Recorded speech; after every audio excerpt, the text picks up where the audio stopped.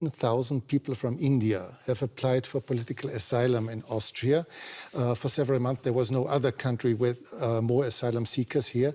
How would you explain that? Well, I mean, I don't know the numbers. If you say so, I have to take you at your word.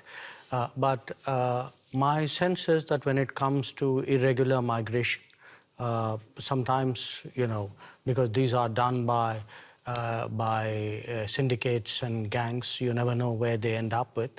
I think what's important is not what happened in the past. It is that we have a commitment to ensure that movement and mobility is legal. We would like a regime, an agreed regime for that. It's good for the global workplace. It's good for the Austrian economy.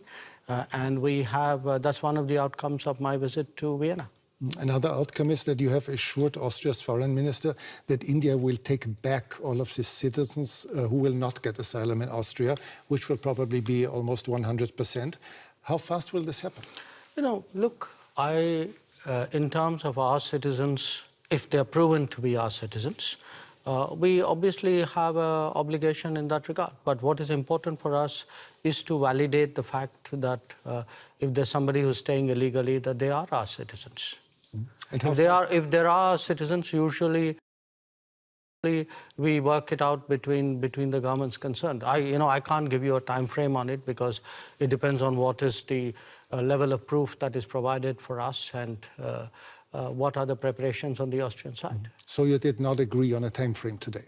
No, we didn't. Frankly, we didn't get into that kind of discussion. That is for the immigration people to decide. As foreign ministers, what we did was to work out an agreed mobility and movement regime. So we were looking for solutions. We weren't into the details of returnees' problem. That there are other people whose jobs it is to do that. Let's talk about the war in Ukraine. As you are well aware, the whole world noticed that India, as a very influential country, has never publicly condemned Russia's assault and invasion into a neighboring country. Why is that so? Can you really be neutral in a war for which obviously one side bears all responsibility? Well, look, I think in international relations, you have sometimes very complicated situations. And where we are concerned, we have always taken the position that the way out is for the countries concerned to get back to dialogue and to diplomacy. I'll come to that soon, but is this a complicated situation? Is this really complicated? There's just one big country invading its neighbor. No, look, I can give you many instances of countries who have violated the sovereignty of another country. You know, if I were to ask where Europe stood on a lot of those, I'm afraid I'll get a long silence. So do understand one thing. At the end of the day, we make judgments in foreign policy based on what we think are our long-term interests and what is good for the world. But you and Prime Minister Modi have already said that regularly call on both sides to stop the war and to negotiate. However, can one really urge Ukraine to stop defending itself? After all, there are no Ukrainian tanks in Russia. There are Russian tanks and planes and missiles destroying Ukraine. I think that's a bit of a misrepresentation. I think what we do is to say, get back to dialogue and diplomacy. There was dialogue and diplomacy in the early days of the conflict. So it's not that it didn't happen. So it's not for us to put conditions and to say this country is equal to that country. That's your judgment. But should you urge Russia to stop the war? I think we have been very clear that this conflict is not in anybody's interest, including theirs. But you wouldn't say it more explicitly? I'm a diplomat. It is my job to conduct foreign policy which serves my national interests and which serves what I believe is a long-term pathway towards peace and dialogue. Let's talk about India's interests. India does not take part in Western sanctions against Russia, but has increased its imports from Russia 5 times since the war began. By this, are you not helping Moscow? Are you not financing Russia's war? You know, Europe imported in the same period 6 times the energy which India did. So Europe decreased its imports a lot and dramatically since the war started. You multiplied yours. No, essentially, if it is a matter of principle, why didn't Europe cut on the first day? Why didn't we see on 25th of February a complete cutoff of energy imports from Russia? You can't say it's my principle, but by the way, I will do it by my timing. Okay, but isn't it the difference between decreasing your imports but still making sure that Europe is not freezing to death in the winter, or just increasing your imports by 5 times? No, Europe has managed to reduce its imports while doing it in a manner in which it is comfortable for Europe. Comfortable. If that, it's manageable. It's maybe a little bit of an it's manageable. Now, if at 60,000 euros or whatever is your per capita income, you are so caring about your population. I have a population at $2,000. I also need energy. I'm not in a position to pay high prices. The price of oil has doubled. So, and what Europe is doing is also moving into the Middle East and diverting production out of the Middle East into Europe and raising prices. So European actions actually are putting pressure on the global oil markets and on my imports as well. So I think it's something which, if European political leadership understandably would like to soften the impact on their population, I think it's a privilege they should extend to other political leaderships as well. Are you reluctant toward Moscow as well, because Russia is India's most important supplier of weapons and military equipment? And therefore? Are you reluctant to criticize Moscow? No, I think, look, we have a relationship with Moscow. We've had a long-term relationship with Moscow.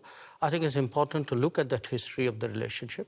It was a relationship built in a period when Western democracies used to arm a military dictatorship called Pakistan and deny India defensive weapons. So if we are talking about principles, let's talk a little bit of history out here.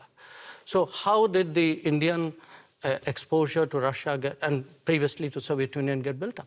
Because the Western democracies, for whatever reason, decided that their natural partner in our part of the world was a military dictatorship. Would you consider India an ally of Russia? No, I think India doesn't. We are an independent country. We do not define ourselves or perceive ourselves in alliance terms. That's very much a Western terminology. It's not a term that we use. Before you said you're a diplomat, but several weeks ago you called Pakistan, your neighbor, the epicenter of terrorism. Well, I did it again today without using the word Pakistan. Yes, and this doesn't sound very diplomatic, does it? No, because you are a diplomat doesn't mean you're untruthful. I could use much harsher words than epicenter. So believe me, considering what has been happening to us, I think epicenter is a very diplomatic word, because this is a country which has attacked the Parliament of India some years ago, which attacked the city of Mumbai, which went after hotels and foreign tourists, which every day sends terrorists across the border. But of course not as a country. Well, if you control your sovereign space, which I believe they do, if the terrorist camps operate in broad daylight in cities with recruitment and financing, can you really tell me that the Pakistani state doesn't know what's going on? Especially if they're being trained in military-level combat tactics. So, you know, when we speak about judgments and principles, why don't I hear sharp European condemnation of these practices which have been going on for multiple decades? Does the world have to be concerned that there someday will be a war between India and Pakistan? I think the world has to be concerned that there is terrorism going on, and the world often looks away.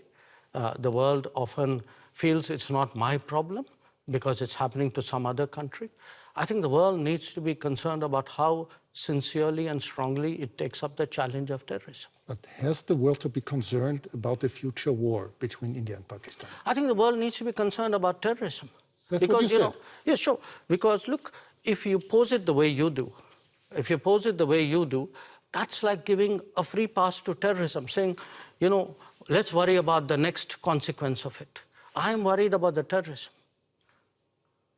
Okay, let's change the subject. You frequently said that India has a very complicated relationship with your neighboring China. Many people around the world are quite concerned that China might, in the near future, intervene militarily in Taiwan. Do you share this concern? I think there's a larger concern which is based on our experiences. The concern is that we had agreements with China not to mass forces in our border areas. And they have not observed those agreements, which is why we have the currently tense situation that we do. We had an agreement not to unilaterally change the line of control, which they have tried to unilaterally do that. So there is, I think, a perception that we have, which derives directly from our experiences. Now, where else the status quo may change or not change, I would hesitate as a foreign minister to predict publicly. I may have my own views and assessments. But I certainly can share my experience, and my experience is that written agreements were not observed, that we have seen levels of military pressure which in our view has no justification. China would say the opposite. They would say that India had not obeyed different agreements, but obviously you see it No, I think it's difficult for China to say that for this reason. The record is very clear because today, there's a lot of transparency. You have satellite pictures.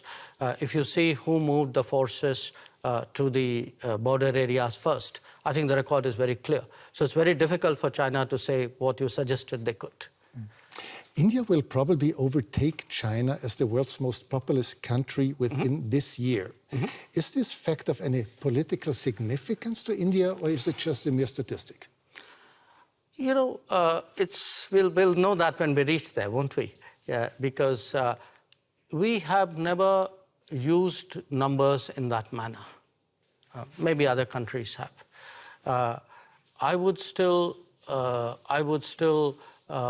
say, to a large extent, it is a statistic, but you will have a situation where the world's most populous country is not among the permanent members of the Security Council. And what does it say about the state of the UN if that is the case? So it's a kind of both a yes and a no. It's partly a statistic, but I think it's a statistic which means a lot. For several years, you have called for a permanent seat on the Security Council, as have Brazil, as has Japan or Germany. How long will it take, from your point of view, till this reform of the Council will actually become reality? Well, ideally, we'd like it yesterday. Of course. But the problem, I think, is that those who are today enjoying the benefits of permanent membership clearly are not in a hurry to see reform. I think it's a very short-sighted view, in my opinion, because at the end of the day, the credibility of the UN and, frankly, their own interest and effectiveness is at stake. So my sense is it will take some time, hopefully not too much time.